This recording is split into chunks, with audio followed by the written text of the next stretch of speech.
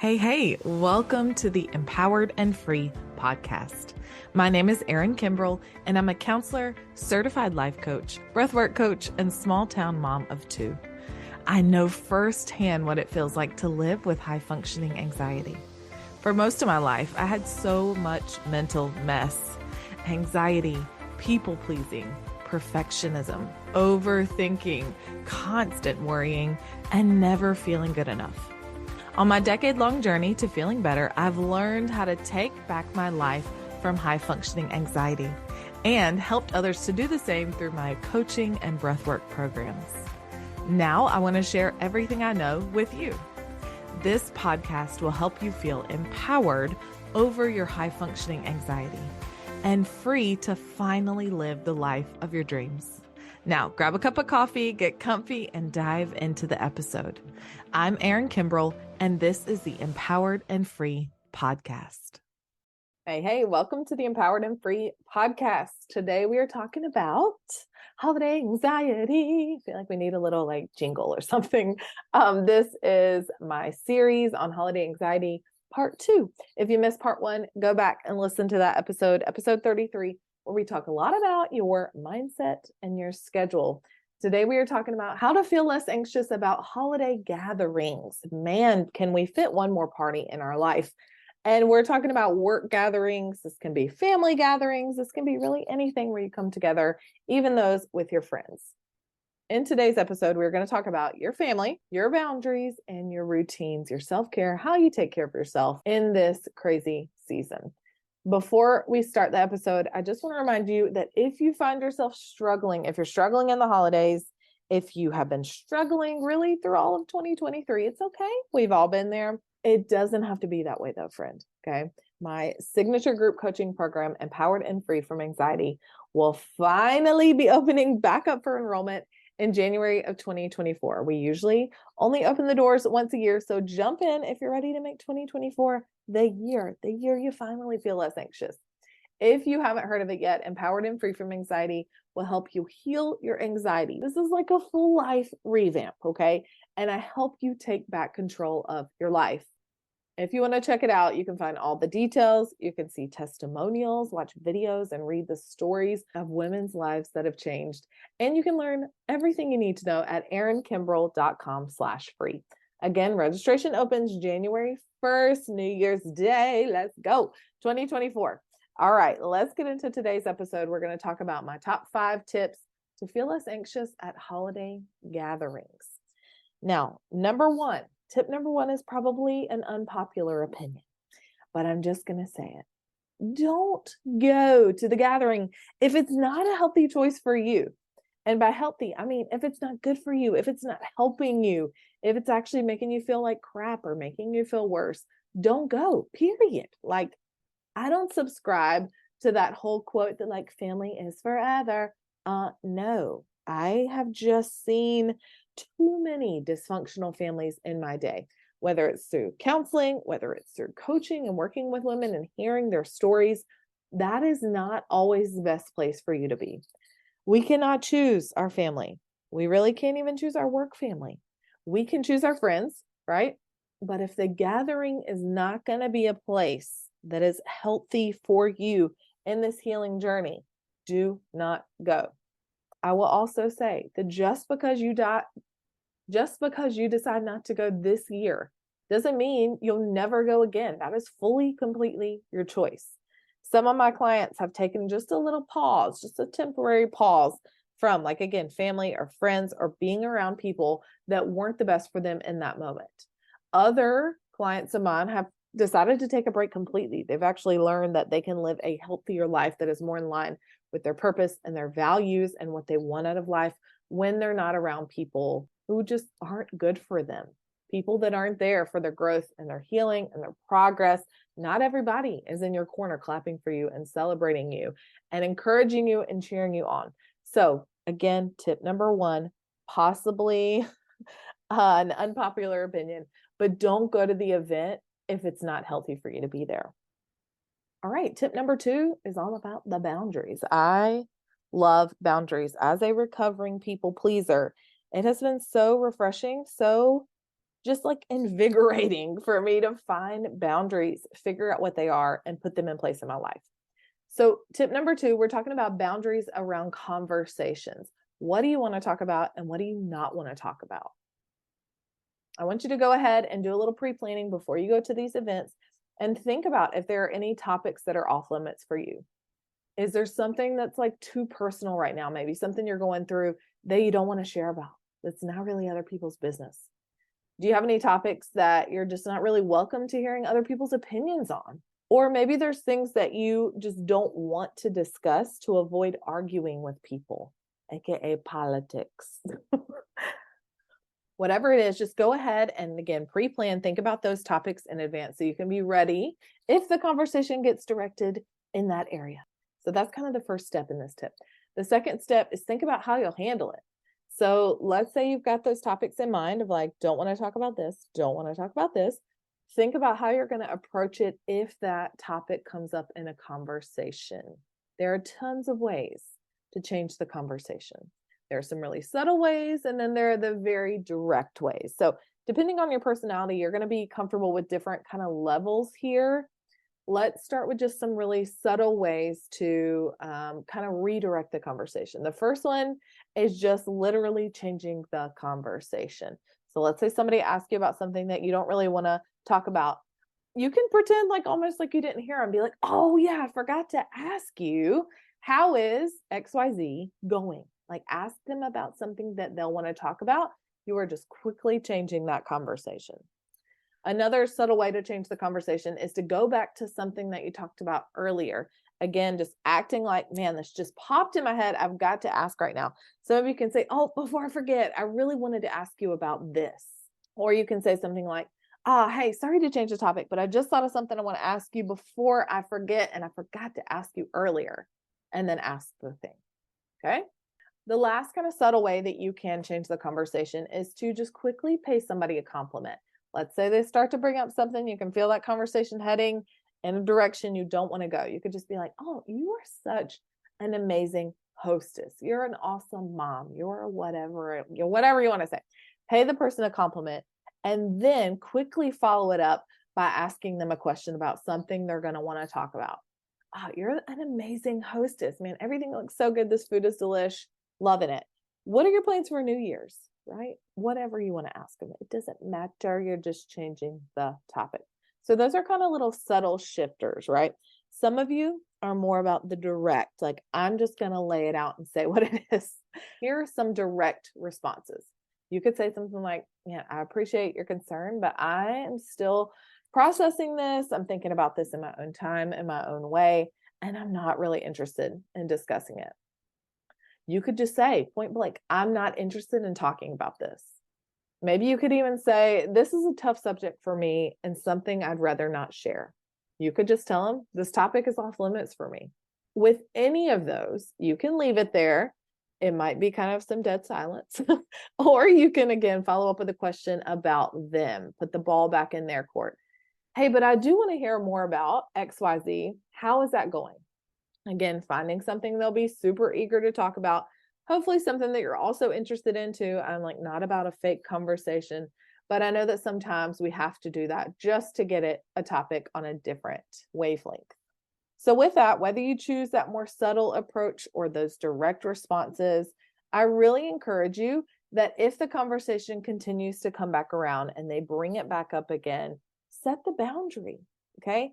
Say, if you keep talking about this, if you keep bringing this up, I will end the conversation. I'm not open to talking about this. I'd really like to talk about some of the other more exciting or fun things that I've got going on in my life, like XYZ, whatever it is for you. Maybe you're taking some trips. Maybe you've got some fun projects going on, whatever it is that you want to talk about. But be honest. Put it all out there. There's a way to be kind and respectful and just to state your boundary. I'm not talking about this. If you continue, I'll leave the conversation. Okay. And then that being the last thing I'll say, if somebody is just not getting it, if they're being really pushy, pushing your boundaries, you can leave the conversation. You don't have to sit through anything. If you don't feel comfortable in that conversation, you can make a reason to leave it. You got to go to the bathroom. You got to take a phone call. You need to go get something to drink. whatever it is, you can say that and then just leave the conversation. If you feel like handling it in a more direct way, especially if you've already set that boundary and you made that clear, let the person know that you're choosing to end the conversation. Hey, I already told you I'm not interested in talking about this. I'm going to head out. I want to leave you with this reminder about boundaries and conversations. You are not responsible for someone else's reaction to your boundary. You're not responsible. You are only responsible for taking care of you and for setting boundaries in a really appropriate way. Okay. However they take that, however they perceive that or receive that, you're not responsible for it. So let it go. We'll talk about more of that, how to let it go, when we get to tip number 5. Okay. So that was tip number 2, which was set boundaries around what conversations you want to have and which ones you don't want to have. Tip number 3 is how to set your own boundaries around your anxiety triggers. When we get together with other people, again, whether it's friends, whether it's family, whether it's work, coworkers, people can trigger us. Especially family tends to trigger us quicker than anybody, but it can be those coworkers. And sometimes a friend of a friend, you might be triggered. There might be things that happen at the event that you're at that make you feel more anxious. Things that you just plain don't like they aggravate you, they are annoying, you don't agree with them, or things that have happened to you in the past that when you see them happen again, it just hurts on that deep level. So again, pre-planning ahead of time, what triggers are you not going to be okay with? If this thing happens at the party, you're deciding to leave, right? You're deciding to remove yourself from that area. You're deciding to whatever it is you want to do. It's your boundary. So here's some examples of triggers that could happen. Maybe if you're around drinking and you're not okay with that, or smoking or drug use. Maybe it's more about somebody's really negative attitude or gossiping, or people just being really critical. Maybe that's critical of you or critical of other people, that harsh criticism. Maybe it's back to those conversation topics we just talked about. Whatever it is, go ahead and take some time. Think about what triggers you, what puts you in a really negative energy, negative headspace, negative mindset, what just does not feel good to you or feel right to you. Those things could be part of your triggers. So go ahead and decide what you will tolerate and what you will not tolerate. There are some different ways to go about this, okay? You can choose to kind of just know, hey, this is my boundary. This is what I'm okay with. This is what I'm not okay with. This is what I won't allow. And this is what I'm going to do if that thing happens. If so-and-so gets drunk, I'm leaving. If so-and-so decides to gossip about other people, I'm exiting the convo. Whatever it is, go ahead and set your boundaries ahead of time so you know what they are. You can choose to stop there. Or if you feel like you want to, again, kind of taking that more direct approach, you can let the people know, if this thing happens, I'm not cool with it and I'm not going to stay. You can go ahead and verbalize that to whether it's your family or your work people or your friends, whatever it is. Feel free to share that boundary with other people if you want, and also feel free to keep it to yourself. That's okay too. Boundaries, again, just help you establish what you're okay with and what you're not okay with. So that is tip number 3, set your boundaries around your anxiety triggers. Tip number 4, I like to say that I co-thought of this. My friend and I have talked about this. We are both introverts. We are empaths. Sometimes things just get to be a little too much. And with that, tip number 4, I need an out. So have an out for yourself. Have a way to get out of there. Set up an escape option. My friend calls it, what she call it? Her escape route, I think. What are you going to do if you need to get out of there? And I'm kind of laughing because it's funny, because there are different options you could think about. You could, sure, make up an excuse or a reason to go. I've got to go do this. Somebody needs me, whatever it is. Or you could legitimately set up ahead of time where you and a friend, let's say you text them a code word and that friend calls you and says, hey, there's an emergency. I need you to come to me, whatever it is. So you could go as far as you want to with this. You could just know in your head, this is my escape option. If I need to go, I'm going to do this. I'm going to call a cab. I'm going to get somebody to walk me to my car. I'm going to walk to the car. We don't have cabs where I live. I mean, we probably do, but some of you live in more populated areas. I am just going to drive my car. That's going to be my escape option, right? Whatever it is. Tip number 4 is have an out, a way for you to get out of there if you need to. And then lastly, tip number 5 is to do routines to help you before you go to the event and after the event. Now, this can get as woo-woo as you want it to, or not. It's up to you. Depends what you like. But one thing that truly helped me when I was learning to heal my anxiety was really noticing subtle shifts in my energy.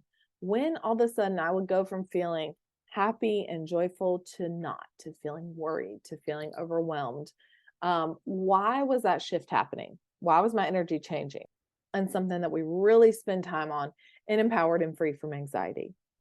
Something else you could notice is when you're around certain people, do you feel like crap afterwards? Like, do you feel awful? Do you feel run down? Do you just feel like somebody just like word vomited on you and you're carrying all that on you? That is like the worst feeling. Okay. And as an empath, I didn't realize before I started doing this work on my anxiety, on myself more deeply than that. Before I started doing this work, I didn't realize how much of other people's stuff I was carrying around. I'm picking up on people's feelings, noticing how they feel. And then I was carrying that around with me all the time. And that did not feel good. So if you notice that you go into a place that feels like really stressful and then you feel really stressed out, you could be doing that too. So maybe we can talk more about that in another episode, but I really want to stick to things that you can do, routines that you can do before you go to the event and after you go to the event. So some things that you could do before listening to this episode and walking through some of the pre-planning that we've talked about, pre-setting your boundaries, your topics of conversation, maybe things that would trigger some anxiety, just putting some time into that and thinking about what you're going to do if those things happen. That way you're not like blindsided or confused or trying to figure it out in the moment because you already know. You've already thought about it. Another thing that I like to do, and this is a practice I've shared with clients before in the past who've asked me directly about this, like when I hang out with so-and-so, I don't feel good. What can I do? This is called an energy shield. Again, get as woo-woo as you want to with it. Okay. So what an energy shield is you basically visualizing that you're carrying a shield around with you. And in this shield, it kind of protects other people's crap from getting on you, like their feelings, their energy, their words, whatever it is. And so you just imagine that you kind of have this energy shield.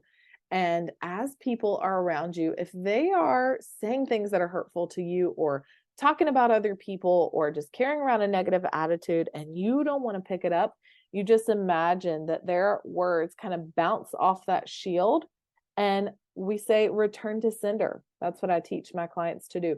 Return to sender. Like, you are not accepting that. I'm not taking on your stress and your worry and your anxiety and your husband drama or your baby daddy drama or whatever it is. Like, I'm not here for that. Okay. I am here to feel good, to help myself kind of be in that positive mindset, because you're here listening to this episode, trying to figure out ways to help yourself feel better. So practicing that energy shield, another way that I've heard it called is an energy bubble. So just imagining that you're in like a giant bubble, like Bubble Boy. And again, as people come around you, if it's not positive, if it's not good feeling, then you don't take it on. And again, just bounces right off of you and goes back to them. Okay. So again, choose what you want to do. I personally have found that to be super duper helpful, especially as an empath. Return to sender. Like, not everything is for us to absorb. Okay. So those are a couple of things that I like to do beforehand. Afterwards, let's say you leave the event and again, it just feels like too much, or you just don't feel good, or you feel heavy, maybe you're just like tired. You kind of have that overwhelming tired feeling. Something that I like to do, again, this is kind of like an empath tip or trick, is to take a shower. We can imagine that those things that we just picked up from other people, that they are washing right down the drain and that they're not ours anymore. So I like to kind of do that and take a shower and really like cleanse myself of anything that I might have picked up that I don't want anymore. You could also do this by just processing how you feel. So grabbing a journal and just writing down, like, I feel like this. Okay. I feel blank. Grabbing a feelings wheel or an emotions wheel online, just Googling that and pulling up an emotions wheel will really, really help you pinpoint. Again, this is something we spend a lot of time inside of Empowered and Free from Anxiety doing, because it is very impactful. But grabbing a journal and using that feelings wheel and processing how you're feeling, like writing down how you feel. You don't have to make it complicated. It doesn't have to be perfect. Just let yourself feel. Okay. And then my last tip for after you go to the event and you're trying to help yourself feel better is to kind of double down on some self-care, whatever it is that you like to do. Let's say you like to do a bubble bath or lighting a candle or grabbing some decaf coffee or hot chocolate or whatever it is that you like, and just kind of like sitting there. Whatever you like to do more of it. You deserve it because you went to a holiday event and we know those things are wearing. Okay. So tip number 5 was do routines to help you before you go to the event and after you get home. All right, let's recap the 5 tips. Tip number 1, don't go to the event if it is not healthy for you. Okay. Tip number 2 is to set boundaries around what conversations you want to have and what conversations you don't want to have. Tip number 3 is to set your boundaries around your anxiety triggers. Tip number 4 is to have an out. Make your escape route, have it pre-planned. And then tip number 5, again, doing those routines to help you before and after you go to the event. Okay. I hope this was helpful. If it was, again, share it with a friend, help a girl out, help a friend out. We all need help, especially in this holiday season. All right, my friends, if you missed episode 1, go back and check it out. I hope these 2 holiday anxiety episodes were helpful for you. I can't wait to see you in the next one, and I will see you soon. Have a great day. Bye, guys. Hey, thank you so much for hanging out with me today. You don't know how much it means to me. If you'd like more behind the scenes content, inspiration, and daily reminders that encourage and uplift you, follow me on Instagram at HeyErinKimbrel and send me a DM to say hey. If any of the episodes have been super helpful for you, please consider leaving me a review on Apple Podcast, Spotify, or wherever you like to listen. It helps me so incredibly much, and it allows the podcast to be seen by other people who need it. If you want to learn more from me, head to erinkimbrel.com. That's where you'll find all my free resources, read the podcast show notes, and learn more information about my online coaching and breathwork programs that help you create the life you want.